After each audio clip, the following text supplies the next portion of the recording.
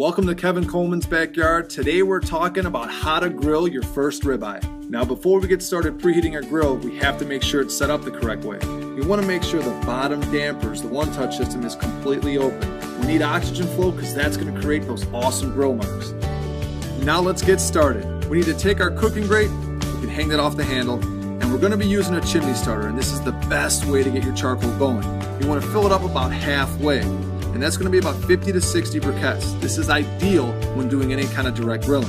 Now my go-to way of lighting charcoal is always using lighter cubes. And you're going to place 2 of those on the charcoal grate, you're going to light those, put the chimney starter on top, and you're going to wait about 10 to 15 minutes. How do you know what the best time it is to dump that charcoal? Wait till it's completely ashed over. As you can see, the charcoal is completely ashed over. It's the perfect time to get it inside of our grill.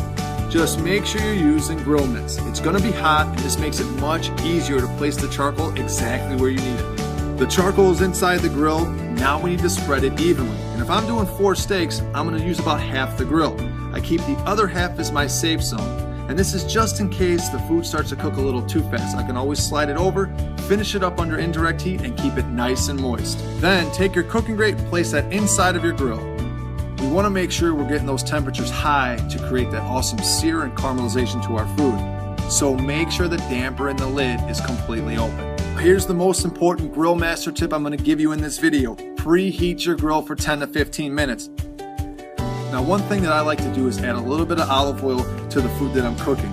This helps it from sticking to the grates. It also helps with caramelization, which is going to give you a heck of a lot more flavor. As you can see, we've got some awesome ribeyes here, and I have to season them correctly. And I want to make sure the whole surface is covered. I'm looking for flavor, and I'm looking for one of the best ribeyes I've ever grilled in my life.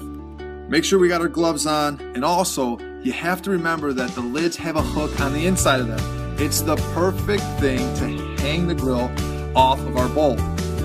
We've got our grill set up for direct heat. We've preheated. Now it's time to get our steaks on our grill. We want to put those over the coals, and we want to set our timers for about 3 to 4 minutes. We have a saying at Weber, looking ain't cooking, and this is one important tip that I can leave you with. Our timer's gone off. Now it's time to flip our steaks, and we want to do that as quick as possible so that way we can get the lid back on and get our steaks fully cooked.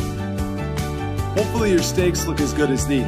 If they don't, you can always find your personal grilling instructions here at Kevin Coleman's Backyard on Facebook and Twitter. And always, grill on.